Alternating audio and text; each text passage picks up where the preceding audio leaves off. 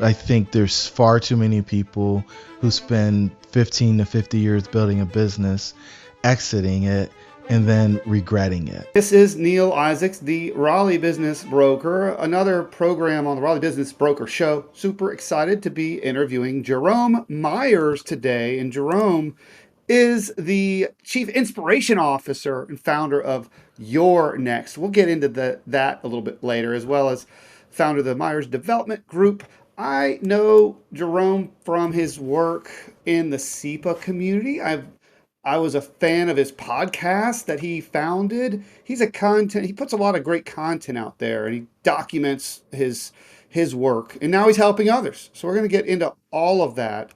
And Jerome has some pretty exciting stuff that he's been doing some deep digging on specific to the owner's journey, which as an intermediary, that's something I'm very passionate about. So Jerome, welcome to the Raleigh Business Broker Show. Tell us a little bit more about you. Neil, what an honor. Let me start with that. And, folks out there, show's newer. If you haven't went and given this man a like, a review, a rating, that stuff is super valuable for getting this out to other folks. And, Neil works really hard at this, so he deserves that kind of stuff. So go give him a 5-star, man. And hopefully when you get to the end of this, you'll be like, yeah, that was a great use of my time. So anyway, Neil, thank you for having me, man. I'm a corporate America dropout. My last role in corporate, I built a $20 million division for a Fortune 550. I was employee number 2 in the division. We had 175 folks over the course of 9 months, and we made a lot of money. And what I realized on the backside of leaving corporate America is you can think it's yours because you don't meet with people frequently. But it's not.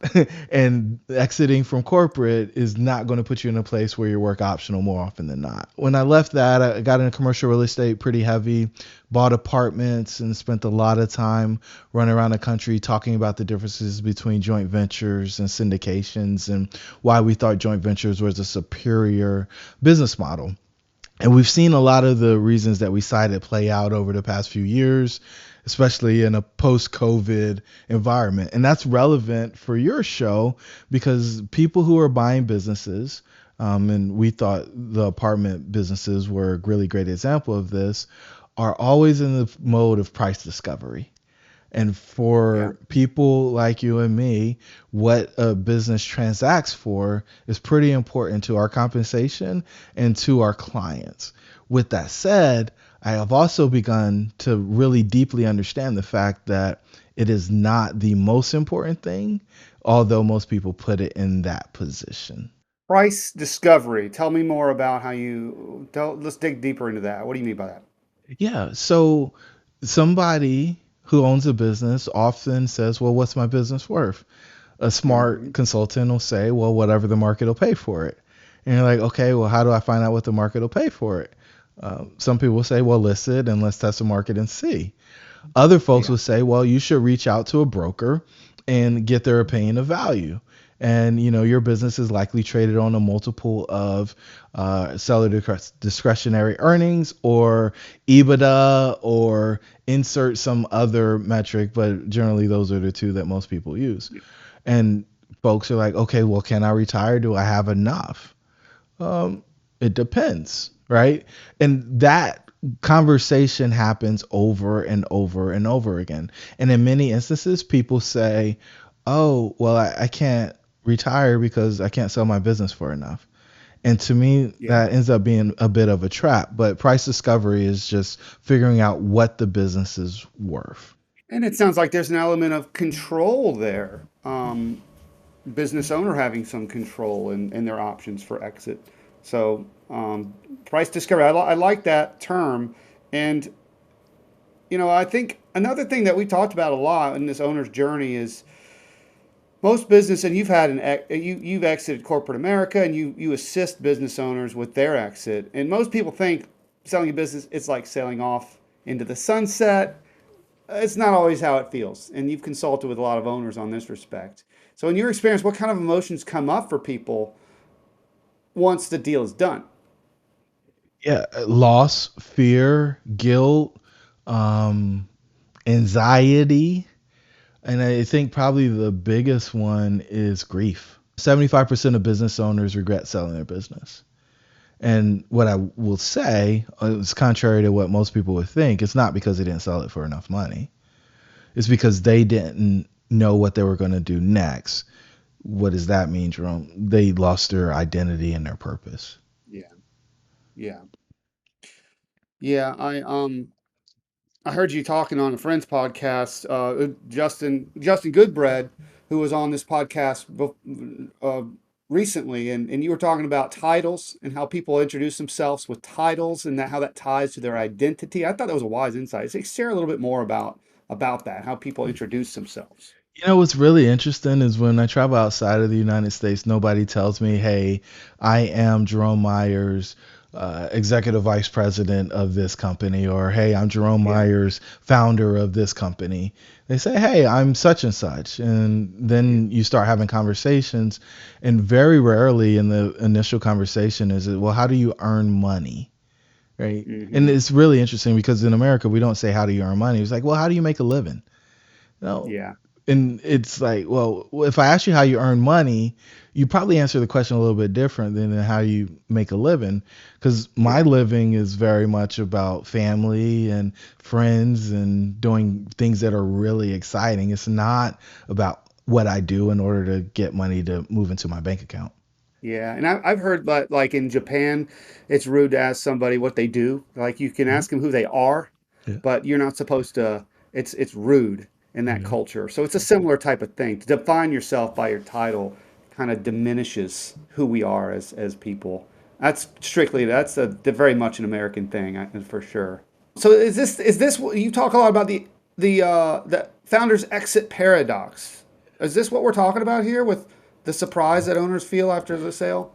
Yeah, so the exit paradox is the decoupling of your identity from the business's identity. Many Yeah, founders put so much of their self into the company, and they're together for a long time, 15 to 50 years depending on when they started the business. And so they kind of become one and the same. And so now that yeah, it's time for you to send the business on its way, maybe you're sending it to college or whatever you want to call it, in exchange for some money, the thought that a part of you is leaving or that you sold a part of you off is often disheartening.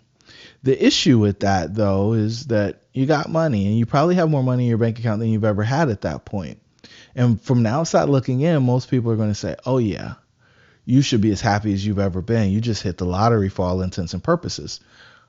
On the yeah, flip side of that, you're on the inside. You're like, oh my God, like, what am I going to do tomorrow? You don't have any yeah, clarity. You don't have any certainty. You don't know who you're going to spend time with because many of those people vanish on the at the transaction. You yeah, don't really feel like your life matters anymore. So you're wallowing around in what we call the six centers of doubt, and those centers are self-image, relationship, work, health, prosperity, and significance. And you're trying to get answers to what was pretty clear for you prior to your exit on what those things mean now. Like self-image is one that's really easy to deal with. Like, who am I without the business? Because if I yeah. was introducing myself as the Raleigh business broker, and now I'm not a business broker in Raleigh anymore, well, who am I? Yeah, this is definitely something people struggle with, not just on selling a business, well, leaving a job, but especially selling a business. To your point, they probably spent more time if they founded the business and sold it, and sometimes more time. Just we talk about how important, how big of a transaction it is to sell a business. It's often their largest transaction, and they've probably spent more time with it, sometimes more than with their spouses that they have. So this all comes back to this. I like how you frame it as an emotional event here. Well, let's get into story time a little bit early here. Like I would imagine, you're a consultant, you're an investor, but you also consult with owners on their path, whether you're invested or not. Have you seen this happen? Have you seen it go right and have you seen it go wrong? Like share a story about how you've seen owners struggle to either take flight or soar after an exit. Yeah, it's really interesting. We helped a group of partners exit last fall, and they had a mid eight figure exit, and one Yeah, person decided that they wanted to go down this path of figuring out what their next was, and another one decided that they didn't want to. They were going to figure it out on their own. And so the person that got support, well, we'll talk about the person who didn't get support because that's always more Okay. interesting. So the person that didn't Yeah. get support, they signed the deal, they agreed to terms that locked them in. So they had a 2 or 3 year earn out, they had all of these clawbacks and so on and so forth. 6 months in, and it's like clockworks, 3 to 6 months in, they decide that the people that bought them don't know what they're doing. They hate Yeah. being an employee after being the owner for so long. They don't want to get their expense reports approved. They're frustrated about whatever travel restrictions or requirements are there. The new initiative from corporate isn't what they think should be done. And they're going around and around and around about why this was probably a bad decision for them, without a shadow of a Hmm. doubt. In addition to that, they still don't have anything new going on. So they're hanging on to what was. And it's like, hey, you sold that. It's not yours anymore. Yeah. But he's like, Yeah. oh, well, it's my reputation. It's my brand. Those are my clients or my customers. I don't want them to have a bad experience. I was like, okay, but you handed over ownership of those things, those relationships, to the new person. It is now theirs to do what they're going to do with it.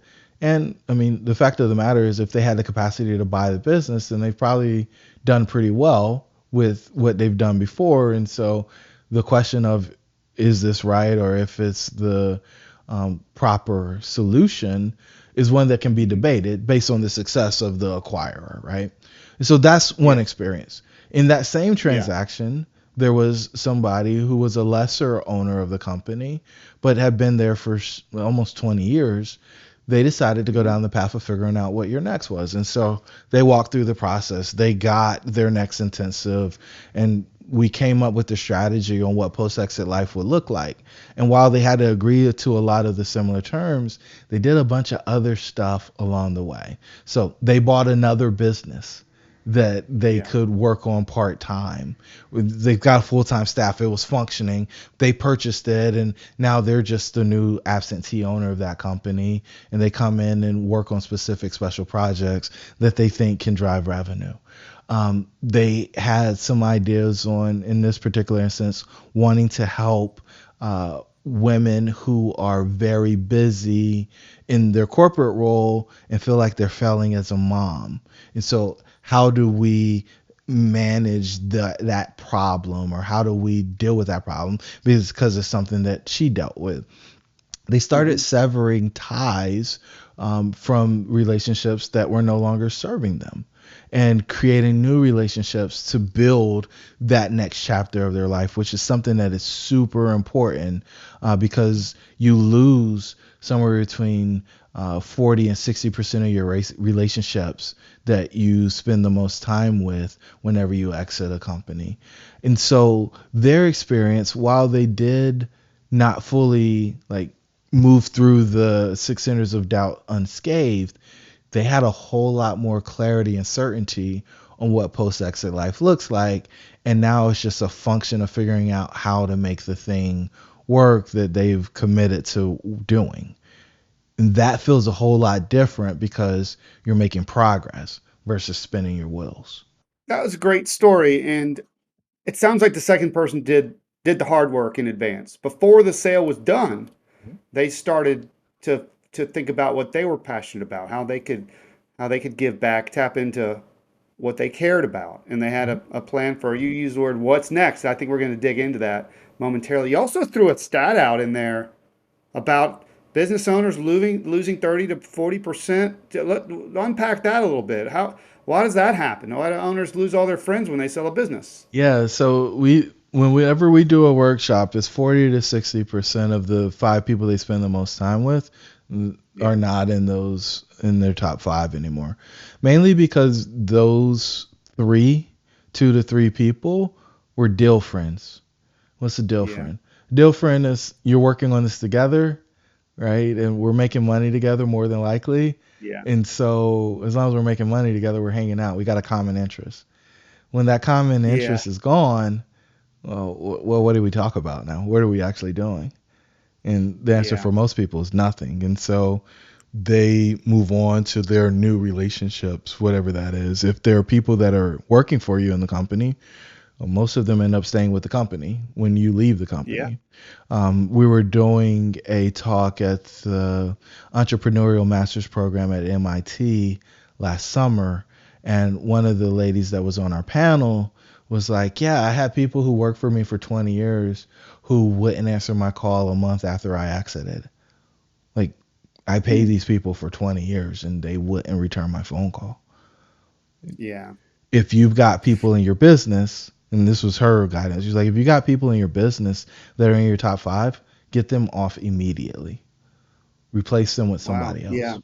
No, that's back to this identity piece. And I can think of a few of our clients we've sold their business and they've described that, hey, these are my friends. Yeah, they're my employees, but I get to work in the morning and we sit around the bullpen and we catch up and we get there a little bit early because we're all early starters and that's a part of their day is coffee with their friends that happen to be their employees or to your part their deal friends and your story about the woman who the employees wouldn't return a call after 20 years, those employees probably felt they weren't allowed to return the call.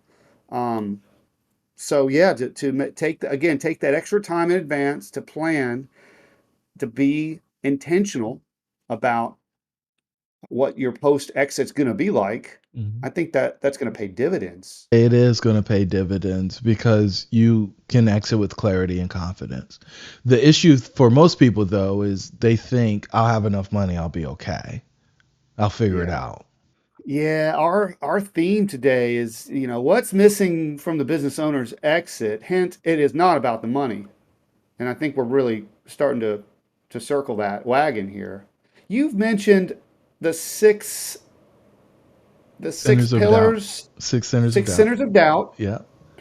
You mentioned the founder's exit paradox, and you've used the word about what's next Uh-huh. several times. So there's a couple frameworks in here, and when you say what's next, you're not just talking about okay, what's after lunch. Yeah. Like you've got next is a framework for you. Can you tell us a little bit more about what next means to you? Yeah. So we thought we needed a process for helping people make that transition from operator to exited founder, right? Yeah, yeah. Legacy builders, another thing that we like to call those exited founders. And so the N stands for nourish, and this is the one that most founders hate, right? Nourish is taking a beat and actually taking the time to refresh yourself, to reflect on who you actually are, not your title, not what you do, but as a human being, who are you? And this is something that for an achiever, they feel like nothing's happening. We believe this is the most important step somebody can do because you're taking inventory of what's Yeah. possible. You're taking inventory of what's missing. You're taking inventory of what's transferable to other places because many founders believe that they can only do what they've been doing, right? And that's Hmm. all they're good for. Many are scared to do something else because what if they fail? They've had so much success doing what they've been doing. Why would they transition and do something else? And so the nourishing space is really taking its beat, reflecting on what you've done, taking an assessment or inventory of what you have, and then considering the possibilities with that because we know what we have. The next Hmm. letter is E, which is for evaluate. And so we got the inventory.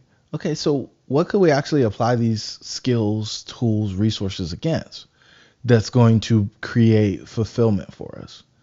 Right? And fulfillment, from my perspective, or purpose, which most people probably throw around more than fulfillment, is usually tied to a problem that you're solving and the people who have that problem. And so our ability to identify the problem that somebody wants to eradicate from the face of the planet and the people who have that problem is the secret sauce to our process. Because once you have that, you've got something, you got a fight to fight. You've got a struggle to work through. You have Yeah. purpose because you know what you're trying to achieve. And so we evaluate the different alternatives and select the one that we believe is going to offer the deepest and most robust opportunity for the person that's moving through the next process or framework. The X, we got cute, we dropped the E, what we're going to explore, right? We're going to Mhm. explore the different paths to achieve this outcome that we're seeking, which is solving the problem of, um, of whatever we decided during the evaluation phase. Mhm. Exploration means, hey, we don't know the exact path that we're going to get there, but we have the North Star because we know the people and the problem. And so, you're in Raleigh. As long as I start heading east from Greensboro, I'm going in the right general direction. Now, do I need to take Mhm. 40? Do I need to take one? What road do I need to take in order to get to your town? Don't have to know that right off the bat. Don't even need to know your address. Don't even need to know your street.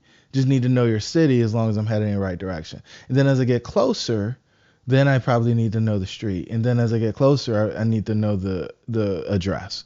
Right. But most Mhm. people think, hey, I need to know the exact address before I start going down that path. And that, from my perspective, is not the answer. We just need to start heading in the right direction towards the North Star. And so that's what the exploring is. We're finding our way, but we know the direction that we're heading in. And then once you get to that place and you actually know that you're solving the problem, you're going to transcend. And that's what the T is for. And you're going to be that person. You're going to be the Raleigh business broker. You're going to be the person that's solving suffering for exited founders. You're going to just, that's the essence of who you are. That's your new identity. And you have that clarity when you're walking in the space and, you are living out this experience. And that, Yeah.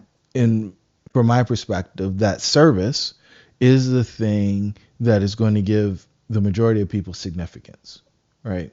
That they Yeah. made a difference in the life of other people's. And so you want to nourish, then you want to evaluate, explore, and then transcend. It's interesting listening. Thank you for that. Listening to you go through that because I can tell from our previous conversation you've been through this process yourself. 100%. You're crystal clear on who who you want to help, what your mission is. Can you share what you share with me about your mission and who you want to be? Yeah, I mean, my goal is to eradicate suffering of exited founders. I think there's far too many people who spend 15 to 50 years building a business, exiting it, and then regretting it. Like, there's so Yeah. few people. You think about it, only two of the businesses that survive, and now, mind you, 90% of businesses don't make it 10 years. Hmm. Of those businesses that get listed, only 2% of them or only 20% of them transact, and so you're down to a very rare number. Now you take that and you say, hey, 75% of those businesses that transacted regret it. So you're taking 20% and multiplying it by 25% to find the people who exited and actually enjoyed it. We're trying to double, triple, quadruple that number such that when people exit, they actually are excited about the fact that they exited and they're living out the dream that they had when they first got the idea of the company that they Yeah. created. Yeah, that dream fatigue, that's Neal's term. I just made that up. I love that. That's certainly something that we see a lot. We did a buyer owner interview. We don't call them buyer seller, we call them buyer owner interviews yesterday. And the buyer asked, well, why are they not doing this? Like, why are they closed on this day? And well, have they tried that? Like, it seems like there's so many different things they could do to grow the business. Why aren't they doing that? And with the interview had ended, but I said, you can ask him, but I know what he's going to tell you. So I did that in the beginning. I'm 15 years in now. I don't want to do that anymore. I have other things I'm passionate about. And we see that a lot with owners. They plateau with their energy in the business, and it gets to be status quo. They're not really executing on their dream anymore. They're just kind of going through the motions. They're ready. They're ready for what's next. Mhm. And so, yeah, I think you've articulated that really well. Let's pivot just a little bit, and we talked a little bit about this before when we were preparing for this. You're on the Raleigh Business Broker show. You're not a broker. You're a consultant. Yeah. Um, I asked you, like, how do you feel about business brokers and their role Yeah. in the owner's journey? And let's give me your honest opinion. And I thought it was pretty interesting your take on this. So let's go there a little bit. Like, let me ask you again, like, how do you feel about business brokers in this landscape for owners on their journey? Many of them are not worth their weight, and some Yeah. are very, very, very valuable resources for owners. For us, we're never going to create a market to sell the company for our client. There are Mhm. plenty of other people who have the lists and have the networks of buyers, and we think that we should let them sit in that expertise. My only concern with brokers is when they don't make sure that they optimize the transaction for the seller's post exit fulfillment. And so if a Mhm. seller is like, hey, what can you sell my business for?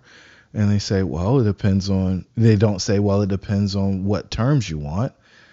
Because if you want to walk away with an all cash deal, that looks different than a deal where you have to stay around for 3 years or 5 years or 6 months. And so, you know, dis- disclosing what a Yeah. seller is signing up for or owner is signing up for when they decide to list their business is one of the things that I think is most important.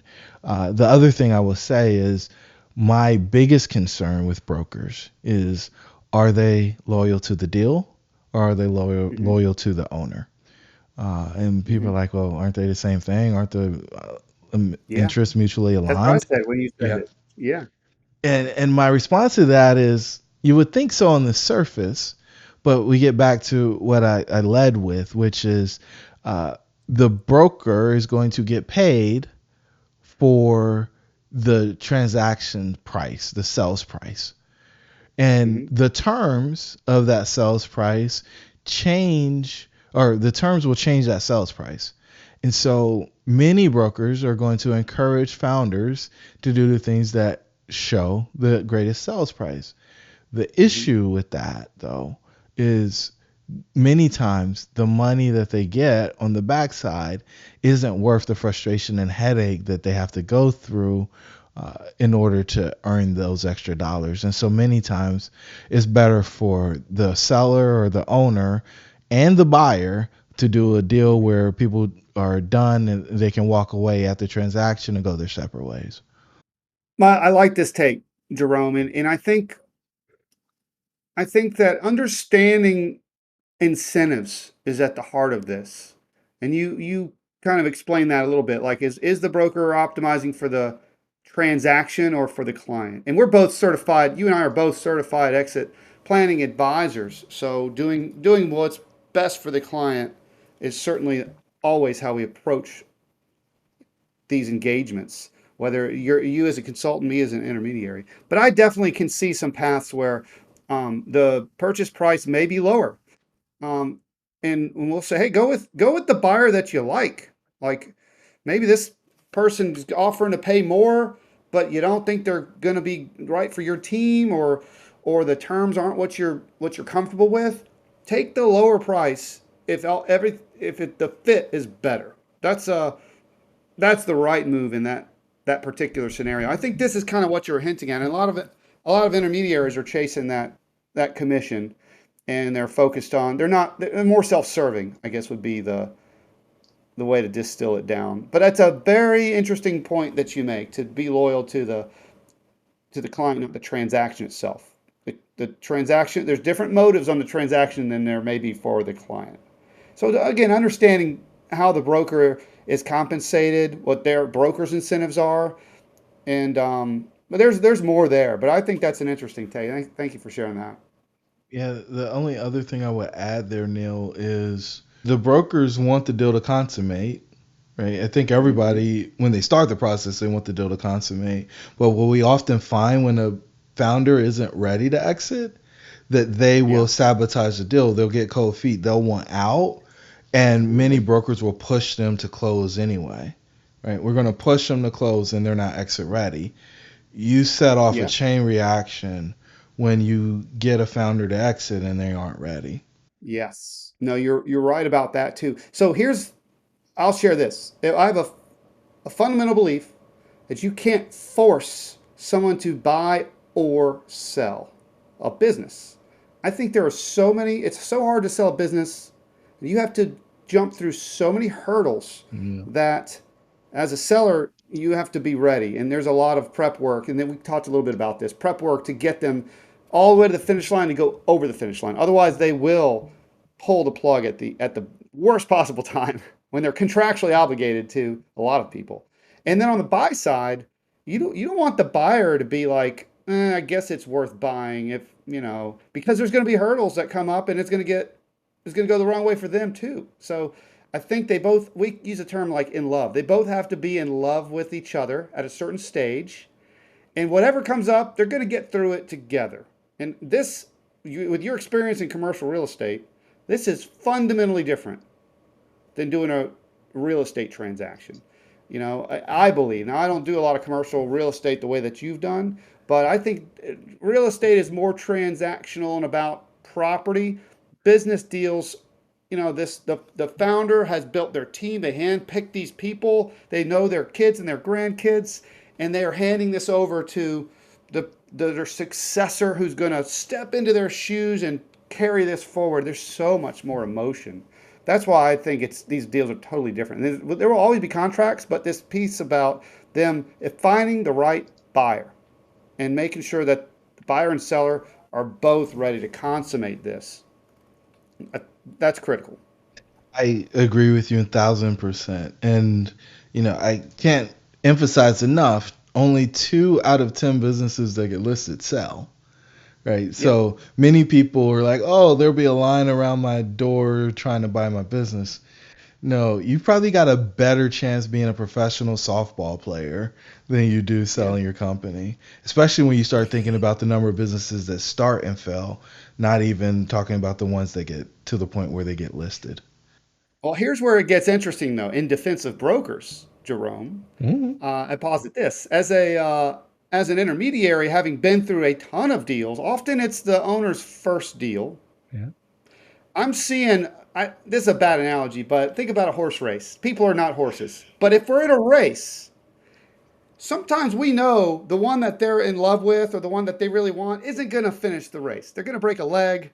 So sometimes we know just based on the buyer's actions, where they're coming from, their station in life, as I like to call it, like this is the one that's most likely to get to the finish line. And so sometimes we will encourage an owner to spend more time. Again, they have to be in love, but they fall in love with the one that's not the best candidate to finish the race. So sometimes it's an owner driven process. We have processes to get them through, but we want them to be committed to the deal. But sometimes we'll be like, give this guy a chance.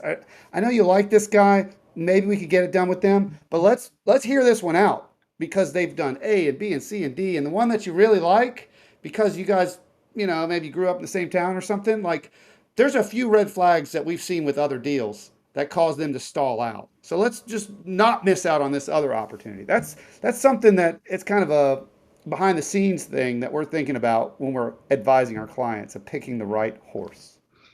Yeah. Yeah. It is their first rodeo. And, Yeah.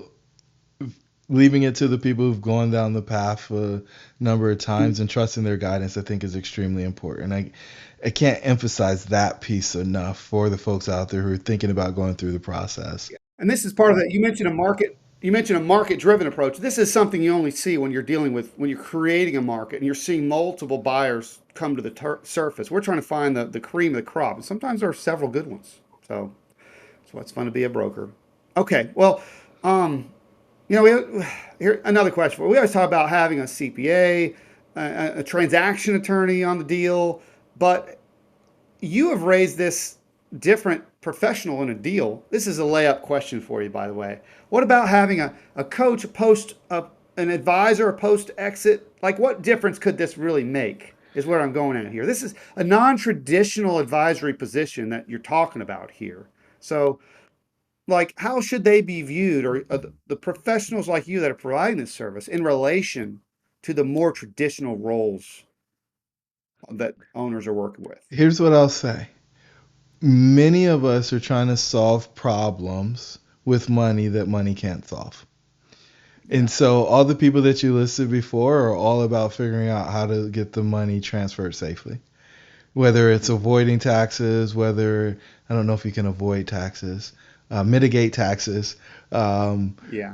whether you get the highest valuation, whether you are putting the terms in to make sure that the money shows up where it's supposed to show up, whatever, all of those people are around the money. The thing Yeah. about the exit, and everybody's got to be in love with it, and they got to say I do, and they got to sign the dotted line and all that stuff like you mentioned. But we aren't wedding planners, right? We're helping them figure out their life, right? Yeah. As soon as they say I do, as soon as the wire hits, they just stepped into or stepped through a portal. And Hmm. just about everybody that was on their deal team doesn't move through the portal with them, True, including the broker. including the broker. And so now the Yep. founder's on the other side of the portal in the new land, immigrant to the land of wealth, right? Because they've got more money than they've ever had now. And they Yeah. don't know what in the world's going on. They don't know Yeah. who they are. Like, let's just go back through the six centers of doubt. They don't know who they are because they can't introduce themselves as founder of XYZ company. Yep. 40 to 60% of the people that they talk to on a daily basis have just vanished. The 40 to Hmm. 60 hours a week they were working just ended up back on their calendar. They don't have any text messages or emails related to the business on top of that. So let's just say that an extra 80 hours showed up for them that they haven't allocated or thought through how to allocate. In addition to that, they probably gave up their health in order to figure out how to make the business work. So they gave up their health for wealth. And so they've got more money than they've ever had. They've got more time than they've ever had. And they don't have a place to use their talent. That's level five, which is prosperity. And oh, by the way, there's nobody telling them that you make a difference in my life. So they're questioning whether or not their life matters, which is significance. What would you do Yeah. if you knew that that's what you were walking into? And back to having a professional, somebody who knows that all this stuff is coming, they can Hmm. prepare you for it and then guide you through it when you're dealing with all the emotions of it all. Yeah. Why would you not optimize for that? Yeah. Yeah. Solving the wrong problem. I love that. So if you haven't picked up the theme, what's missing from the business owner's exit? It's this fundamental, who am I? What's next? And so investing in a professional in advance to solve that problem can pay dividends. So this is one of my last questions here. Like how early should people start preparing emotionally, mentally for this big change? When I'm a business owner, I'm in my 50s. I'm This is a hypothetical if you can't tell. I'm not quite in my 50s. I'm Like you don't I'm have enough Bob. gray hair yet, man. I don't know. I want to sell down the road, but I'm not quite there yet. But there's things I want to do when I retire. Like when should I be thinking about doing this work? We tell people 3 years before your plan exit, you need to start working on your personal plan. I will also go down the path of saying if you're working on preparing your business to exit, then you probably should be working on your personal exit plan because they go hand in Yeah. hand. You don't really want to have the business ready before you're ready. It's probably better that Mhm. you're ready before the business is ready because then you're excited about what you're going to exit to, and that gives you the energy and the catalyst to fix whatever needs to be fixed in the business so that you can hit your numbers so that you can move on to the new thing. Yeah. The three legs of the stool. I know you did a presentation for the Exit Planning Institute about this topic, the business, the personal, and then the readiness piece, and then the business fundamental itself. Yeah. So okay, so three plus years is when you need to start doing the work. If you want to exit to instead of exit from, because what happens, right? And here's the nitty gritty of it. What happens is you get really caught up in the transaction And so whatever you were doing for your personal planning usually falls by the wayside. And you're just dealing with the Yes. stress of the deal, the interviews of the potential buyers, the requests for information, the deal falling apart and then Yeah. coming back together, the things that the lenders are asking for, the tax people are asking for, estate planning attorneys asking for, the financial advisors asking for. You're getting all of these requests. And so the space for contemplation, evaluation, going through um, the exploration, all of that stuff gets deprioritized when you're in the middle of a deal. So you want to have your plan ready before, be working through that or on that to the place where you're in the heats and the throes of the transaction Hmm. so that you know, hey, on the backside of this, I'm going to continue working on that. And you can see it. It's got form, it's got life. Yeah, if anything, it should pull you through the transaction. And I want to underscore the point you just made. Business owners, if you're working a full-time job with your business and you're exiting, you're going to be working two full-time jobs because the best led process by an intermediary, or if you're doing it without an intermediary, it is a lot of work. What Jerome's talking about regarding putting diligence, it's diligence. People want to see all the details. And to take it a step farther about what to expect with one of these deals, I use this airplane analogy. When people hire us, there's a lot of work that goes into preparing the business, and it's kind of a takeoff type of thing. And we do our interviews, and it's called a pre-diligence type thing. It takes a lot of owners' time.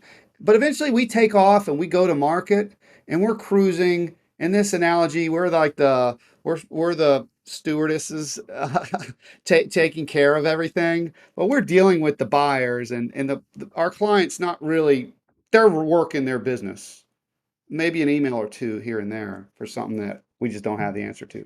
But when we have that right buyer, it's tray tables up, seats in the upright position, and we're going to land this plane. It is all the work again and more. And that's what you're talking about. You don't want to be figuring out what's next during that time. And there's can be turbulence in the landing. And sometimes we got to take up and circle a little bit. Maybe we can't land when we plan on it. So don't plan on getting this important work done in the last hours of this flight. So well put regarding timing. And yeah, and the part about knowing what's next when it does get tough, I think that's what's going to pull you through it. And we always remind our clients, hey, this is a tough deal right now. When I met you a year ago, you said you want to spend time with your grandkids or you want to start that new business. Like, let's focus on that because right now kind of sucks, but you're really close. Can you taste that? What's next? So I love the what's next thing because it applies with so many stuff.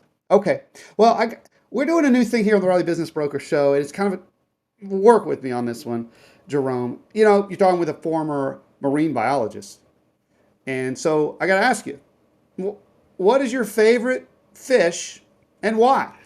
Yeah, I don't know it's a fish, man, but it's in the ocean, man. I love orca whales, man. They are so cool. Um, they're pack animals. They are able to just take care of each other. And it's Yeah. funny, we go to SeaWorld probably more often than we should. And when I was a kid, Shamu was the coup de grace. And my youngest daughter, her name is Malia, and now the the star of the show is Malia at SeaWorld in Florida. And Oh so wow. and this is the Orlando SeaWorld, not the Tampa one. But yeah, so she likes to go see Malia. Wow, that's great. And by the way, I was just at SeaWorld for the IBBA's 2025 annual conference, and we met at the Renaissance SeaWorld place, and David John was there. Spent a lot of time in a conference room right next to SeaWorld, but didn't get to go there. But good. Well, that's great to thank you for answering that question. Okay, well, let's talk about Jerome and how people can find you. If you have made it this far, you're in the deep end. I hope that you're start hearing what Jerome is putting down here, and realizing the importance of this type of planning for what's next. I know you do a lot of speaking You do business. Yeah. You you've got you speak at events. How can people find you? Anything coming up that you want to share with the people? Yeah, I mean, we've got this thing called the exit readiness assessment, Neil, that I think would be great for your audience. And so if they go to exittoexcellence.com/ERA, they can take that exit readiness assessment complimentary. It's about 25 questions. It takes 10 minutes, but you'll get a report and it tells you over the seven sectors of business readiness where you need to spend your time getting ready. And that I think is something that's super valuable for anybody who's in business. Doesn't have to be ready to sell business if you're in business, because here's the thing: there's four events that can put you in a place where you have to exit your business unexpectedly. And if your business isn't exit ready and you exit unexpectedly, you're not going to get the payoff or the payday that you were looking for. And so those four things, in case you're wondering, are divorce, disease, death, or burnout. Okay, well, that sounds like a wonderful tool you put out there, and we'll get it in the show notes. And I think thank you for sharing that resource here. And I would encourage people to check that out and learn more about Jerome. And I know you're putting a lot of great content out on the Grams and on YouTube and on LinkedIn especially. So follow him on all those places. All right, Jerome. Well, we did it. Thank you for being on the Raleigh Business Broker program. I really enjoyed chatting with you. This is Neal Isaacs for Jerome Myers. Thank you and mahalo. Thanks, Neil.